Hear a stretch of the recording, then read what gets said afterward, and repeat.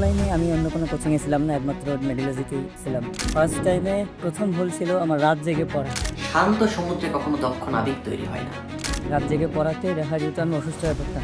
তুমি যত বেশি এক্সাম দিবা, তুমি যত বেশি প্র্যাকটিস করবা, সেটা কিন্তু তোমার যে ভুল হওয়ার প্রবণতা এটা কিন্তু কমাই দিবে। তোমার টার্গেট ফিল আপ তত দ্রুত হবে। যথেষ্ট পরিমাণ প্র্যাকটিস করছিলাম, যথেষ্ট পরিমাণে এক্সাম দিচ্ছি। এটা খুবই গুরুত্বপূর্ণ রোল প্লে করছে চান্স পাওয়ার ক্ষেত্রে।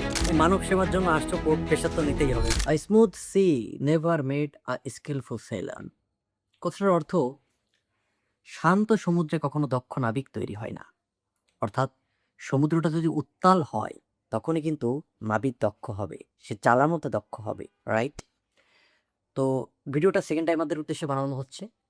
অ্যাজ এ সেকেন্ড টাইমার তোমাদের কাজ পড়াশোনা করা, এবং পড়াশোনার সাথে তোমার পড়াশোনাটার বা আউটপুট কতটা ভালো হবে, তুমি সেই জিনিসটাকে ইমপ্রুভ করতে পারছো কিনা, সেটা কিন্তু নির্ভর করে এক্সামের উপরে। তুমি যত বেশি এক্সাম দিবা, তুমি যত বেশি প্র্যাকটিস করবা, সেটা কিন্তু তোমার যে ভুল হওয়ার প্রবণতা এটা কিন্তু কমাই দিবে। তোমার টার্গেট ফিল আপ তত দ্রুত হবে। তো এক্সাম কতটা হেল্পফুল এটা আমরা একজন সেকেন্ড টাইমারের কাছ থেকে শুনে নিব। আমাদের মেডিওলজি থেকে আমরা একটা টার্গেট নিয়েছি যে প্রত্যেকটা মেডিকেল কলেজে যতজন মেডিওলজিয়ান আছে আমরা প্রত্যেকের সাথে দেখা করব ভবিষ্যতে সময় সুযোগ হলে। এর মাঝখানে আমি ঢাকা ডেন্টাল কলেজে গিয়েছিলাম, তোমাদের জিৎ ভাইয়া জিনো আমাকে। তো সেখানে একটা স্টুডেন্টের সাথে পরিচয় হয়, সে শুধুমাত্র মেডিওলজিতেই ছিল এবং সেকেন্ড টাইমার। তার কাছে একটু জেনে নিই যে আমাদের যে এক্সাম তাকে কি পরিমাণে হেল্প করছে। এবং একটা কথা বলে রাখি, সে শুধুমাত্র অনলাইনে মেডিওলজিতেই ছিল, আর কোথাও কিন্তু ছিল না। তাহলে একটু দেখি আমরা। আসসালামু আলাইকুম, আমি মাজারুল ইসলাম মাহাদি। বর্তমান পড়াশোনা করতেছি ঢাকা ডেন্টাল কলেজে। আমি একজন সেকেন্ড ইয়ার, আর আমি একমাত্র মেডিলজিতেই অনলাইনে এক্সাম ব্যাচে ভর্তি ছিলাম।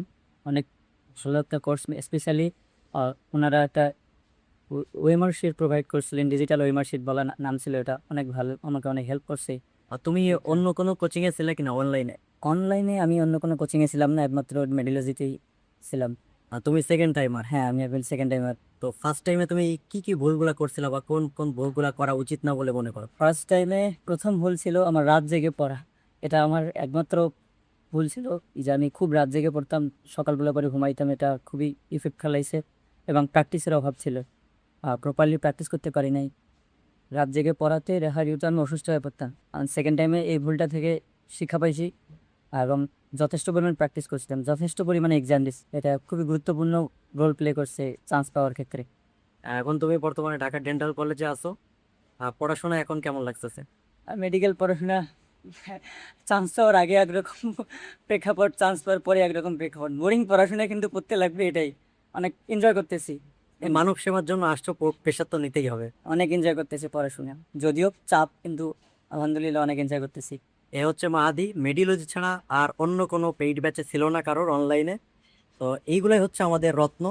আমরা সেলিব্রেশন প্রোগ্রামেও মাহাদিকে দেখেছিলাম, এবং আমরা ভবিষ্যতেও সেলিব্রেশন প্রোগ্রাম করব।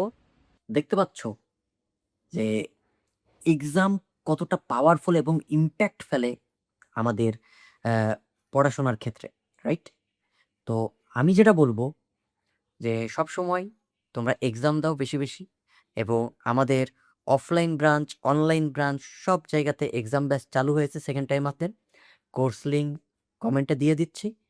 তো সবার জন্য শুভকামনা, সবাই ভালো থাকো এবং তোমাদের একটা বেস্ট রেজাল্ট আমরা চাই। ঠিক আছে বাবারা, বেস্ট অফ লাক।